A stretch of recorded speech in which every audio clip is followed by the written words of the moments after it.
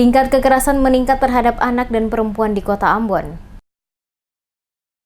Kasus kekerasan terhadap perempuan dan anak di Kota Ambon hingga Oktober 2019 mengalami peningkatan menjadi 51 kasus. Tahun sebelumnya jumlah kasus yang sama hanya mencapai 28 kasus. Puluhan kasus ini kini tengah ditangani Pusat Pelayanan Terpadu Pemberdayaan Perempuan dan Anak Kota Ambon, P2TP2A. Dinas Pemberdayaan Perempuan dan Perlindungan Anak Masyarakat dan Desa Kota Ambon yang disingkat DP3AMD adalah OPD yang mempunyai tugas rangkap yang mengatur tentang perlindungan kekerasan terhadap perempuan dan anak, serta mengatur sistem pemerintahan desa dan pemberdayaan masyarakat. P2TP2A merupakan salah satu lembaga pelayanan yang memiliki peran penting dalam penanganan masalah-masalah kekerasan perempuan dan anak. Rulin F. Rinpurmiasa, Kadis DP3AMD, saat dikonfirmasi oleh Demes Media Group di ruang kerjanya, menjelaskan kasus yang paling menonjol dari data yang ada yaitu persetubuhan anak di bawah umur. Kekerasan fisik dua kasus ini yang paling menonjol, serta diikuti dengan kekerasan yang lainnya, pemukulan dan lain-lain. Penanganannya sampai dengan persidangan khusus untuk kasus persetubuhan anak,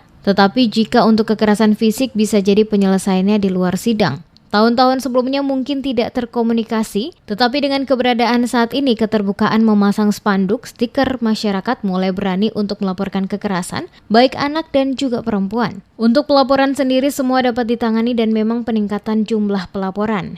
Dirinya belum bisa menyatakan jumlah kasus karena bisa jadi dilihat dari tahun kemarin jumlah kasus yang dilaporkan hanya 28 untuk anak. Untuk sosialisasi, dinas ini sekaligus mengurus desa sehingga mendorong desa-desa melalui SPBDes-nya melakukan sosialisasi kepada masyarakat terkait kekerasan perempuan dan anak dan hampir seluruh desa sudah dilakukan sosialisasi ini. Kalau 2018 kan 28 kasus yang kita tangani. Dan sekarang baru sampai dengan hari ini sudah 51 kasus yang ditangani, dengan kasus terbanyak itu adalah persetubuhan anak, kekerasan seksual terhadap anak, itu kasus terbanyak. Sejauh ini penanganan seperti apa? Ya, jadi memang tetap kalau rata-rata kasus persetubuhan anak itu tetap sampai pada persidangan. Tapi kalau kasus kekerasan fisik itu bisa terjadi penyelesaian di luar sidang. Biasanya pelaku itu rata-rata orang terdekat dan mereka di hadapan pihak kepolisian membuat pernyataan untuk tidak lagi mengulangi.